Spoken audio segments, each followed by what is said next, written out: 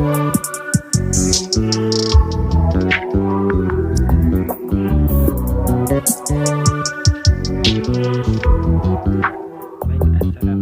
warahmatullahi wabarakatuh.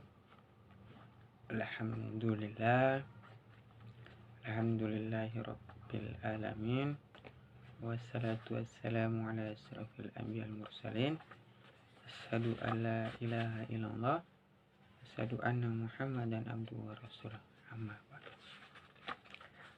Oke, baik kawan-kawan dimanapun berada, kembali menceritakan isi buku lanjutan atas video saya kemarin yang pertama berbicara tentang apa itu filsafat. Pada video kali ini ada beberapa yang kemudian ingin saya ceritakan beberapa subbab terkait dari isi buku Sebelum Filsafatnya Fahrudin Faiz. Yang kemarin pertama berbicara tentang apa itu filsafat. Kemudian masuk ke pembahasan subbab yang kedua, yaitu mengapa harus filsafat. Sedikit saya akan menceritakan tentang isi buku ini.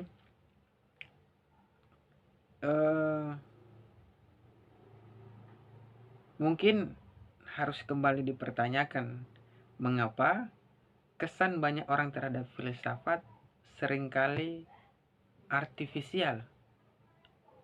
Filsafat sering dipandang sebagai bidang eksklusif yang tidak sembarangan orang bisa memahami. Filsafat sering dilihat sebagai satu dunia yang mahal, kadang dianggap mewah, dan kadang dianggap khusus. Satu dunia yang sesekali dipuji dan diidealkan, tetapi tak jarang pula dihujat dan disesatkan. Apalagi jika dikaitkan dengan logika ekonomi yang menjadi dasar berpikir manusia masa kini, maka filsafat harus dikatakan adalah makhluk asing yang tidak memberikan profit apapun selain pembingungan. Ini kalau orang yang menggunakan logika ekonomi sebagai dasar berpikir manusia, maka melihat filsafat itu sebagai makhluk asing yang tidak punya nilai jual, tidak mendatangkan untung, melainkan sebuah pembingungan. Kemudian filsafat bagi sebagian besar orang identik dengan kata ruwet, mengada-ngada, tidak mau diatur, ingin menang sendiri, mengacaukan ketertiban, anti spiritualitas atau agama, termaksud gambaran-gambaran tentang seorang filsuf sebagai seorang tukang debat yang tidak mau disalahkan. Orang kurang kerjaan yang membahas hal-hal yang sudah jelas, atau orang yang hidupnya kacau, berambut gondrong, jarang mandi, dan menyebalkan. Filsafat sebenarnya hakikatnya adalah sebuah tantangan. Tantangan untuk tidak hidup secara mekanis, hidup secara ikut-ikutan, hidup secara taklid, dan mengalir tanpa tahu kemana, untuk apa, dan mengapa. Itu hakikatnya filsafat. Itu tidak kemudian seperti apa yang saya sebutkan tadi, mengada-ngada, tidak mau diatur. Tapi hakikatnya itu tadi, biar hidup itu mekanis, tidak ikut-ikutan, kemudian tidak taklid. Itu dampaknya ya kita harus tahu kita kemana, untuk apa, dan mengapa. Ini filsafat secara hakikatnya. Kemudian seorang empu filsafat yang kemudian dikenal dengan nama Socrates, yang mengatakan satu jargon mungkin yang sangat dikenal dalam dunia filsafat, ya mungkin dalam bahasa Latinnya Indonesia saja, yaitu berbicara hidup yang tidak diuji adalah kehidupan yang tidak berharga. Nah, itu perkataan empu filsafat Socrates. Yaitu hidup yang tidak diuji adalah kehidupan yang tidak berharga.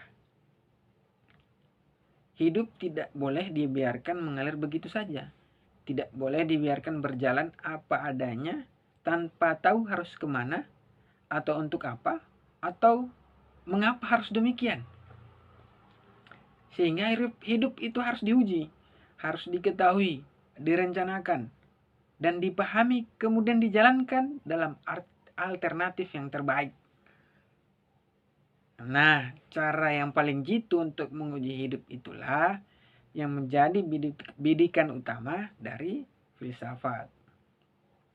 Kemudian Louis Katzoff dalam pengantar filsafatnya kemudian berkata, filsafat membawa kita kepada pemahaman, dan pemahaman membawa kita kepada tindakan yang lebih layak.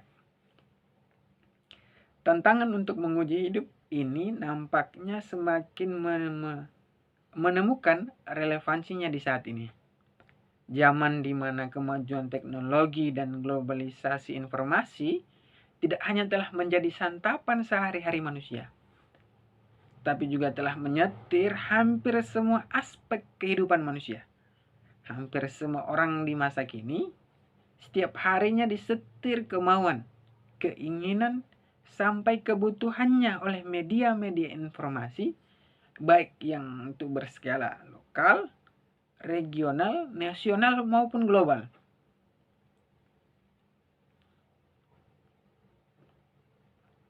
Sehingga filsafat perlu hadir untuk zaman hari ini. Manusia-manusia hari ini untuk melihat filsafat sebagai alternatif. Pertanyaan siapakah aku? Mengapa aku ada? Apa bedanya aku dengan yang lain? Untuk apa aku hidup? Bagaimana aku harus hidup? Dari mana asalku? Kemana nantinya tujuanku? Apa yang harus aku lakukan dan apa yang jangan aku lakukan? Sudah tepatkah yang aku lakukan selama ini?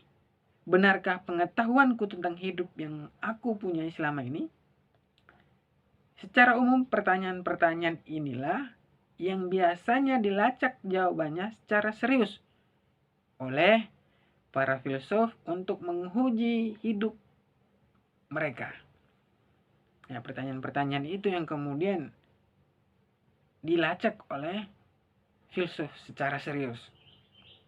Untuk apa? Untuk menguji hidup mereka. Kemudian berbagai jawaban telah diberikan terhadap pertanyaan tadi, dan sekarang giliran kita untuk menjawab pertanyaan tadi itu, pertanyaan-pertanyaan yang tadi dilontarkan. Sekarang giliran kita. Jangan takut atau merasa tidak mampu, karena sebenarnya setiap orang mampu melakukannya. Jangan takut atau minder membaca atau melihat berbagai pandangan yang serba tinggi, serba ruwet, atau serba jelimet yang diberikan oleh para filsuf terhadap kehidupan mereka sendiri. Kitalah yang paling tahu tentang kehidupan kita sendiri, bukannya mereka.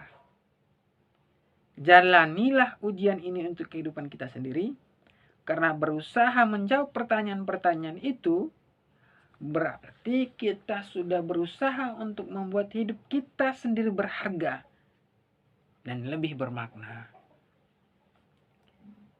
Jadilah filsuf, setidaknya filsuf tentang diri kita sendiri. Kenalilah dirimu, kata Sokrates lagi.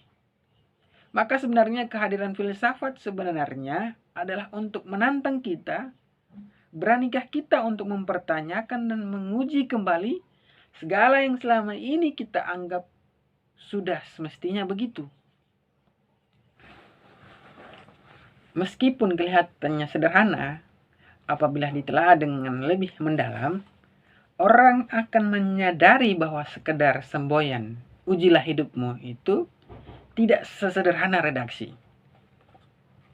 Dalam sejarah, kita akan melihat bahwa slogan sederhana itu, slogan ujilah hidupmu itu, bisa menjungkir balikkan tatanan kehidupan manusia yang dianggap telah mapan, meskipun sebenarnya tujuan akhir dari penjungkir balikan ini, seperti yang dimauai oleh Socrates sendiri, adalah untuk membawa dunia ke arah ketertiban yang tingkatnya lebih tinggi, yaitu ketertiban yang diiringi dengan kesadaran serta kepedulian dan pemahaman manusia terhadap kehidupan mereka sendiri.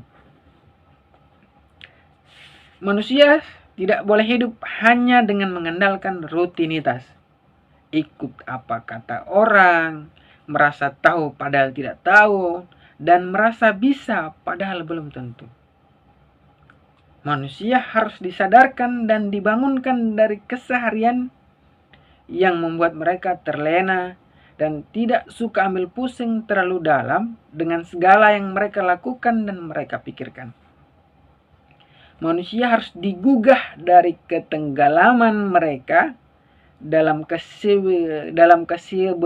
kesibukan dunia yang membuat mereka tidak lagi peka terhadap baik buruknya, benar salahnya, dan layak tidak layaknya apa yang mereka pikirkan, mereka lakukan, dan mereka angankan. Dengan melakukan reevaluasi terhadap hidup inilah manusia akan menemukan kebermaknaan kehidupannya. Bukan sekedar menjadi komponen dalam sebuah mesin besar yang tidak punya nilai tawar dan nilai pilih yang saya hanya ikut. Jadi kita perlu melakukan reevaluasi terhadap hidup ini, yang kemudian manusia akan menemukan kebermaknaan kehidupannya. Kemudian bukan sekedar menjadi komponen dalam sebuah mesin besar yang tidak punya nilai tawar dan nilai pilih selain hanya ikut berjalan sesuai program tertentu yang telah dipatenkan. Kemudian bermaknanya hidup dan berharganya hidup, itulah kiranya tawaran paling menarik dari makhluk yang namanya filsafat ini. Jadi makhluk yang kemudian diberi nama filsafat ini membuat satu tawaran untuk hidup punya makna dan berharga. Itu tawaran dari filsafat. Dan jangan dianggap remeh, karena kebermaknaan hidup ini sangat esensial bagi manusia. Bisa disebut manusia atau tidak sebenarnya terletak dalam bagaimana seseorang bisa memberi makna kepada hidupnya sendiri dan hidup dalam kebermaknaan itu. Jadi manusia bisa disebut sebagai manusia atau tidaknya sebenarnya terletak dalam apa? Bagaimana seseorang itu bisa memberi makna kepada hidupnya sendiri dan hidup dalam kebermaknaan itu. Dan kebermaknaan inilah hal yang paling esensi atau hal yang paling asasi yang membedakan dengan binatang. Jadi yang membedakan manusia dan binatang ini yang kemudian kebermaknaan itunya, kebermaknaan dalam memberi kehidupan atau memaknai hidup itu sendiri. Melalui kemampuan memaknai hidup inilah manusia diharapkan mampu melepaskan dirinya dari jeratan mekanisasi hidup dan cara pandang dan perilaku yang stereotype tentang hidup ini. Kemiskinan, ada kekayaan, ada ketertindasan, kemerdekaan, kebahagiaan, dan juga kesedihan dalam kehidupan pada dasarnya adalah persoalan pemaknaan hidup. Bagaimana manusia memaknai hidupnya sendiri, dan untuk bisa melakukan itu, filsafat menawarkan dirinya sebagai kendaraan. Maka kenalilah dirimu. Jadi filsafat menawarkan dirinya sebagai sebuah kendaraan untuk apa? Untuk mengenal dirinya. Dan yang ujungnya nanti adalah kebermaknaan hidup yang kemudian mampu kita membedakan kita ini sebagai manusia atau bukan manusia. Atau bahasa kasarnya kita ini manusia atau binatang. Itu kiranya kawan-kawan dimanapun berada terkait dengan bab 2 tentang mengapa harus filsafat. Mengapa kita perlu adanya filsafat. Mungkin itu kiranya. Sampai jumpa di video-video selanjutnya. Billahi fisabilillah fastabiqul khairat. Wassalamualaikum warahmatullahi wabarakatuh. Yeah. Wait, we don't have to start the day yet. I just wanna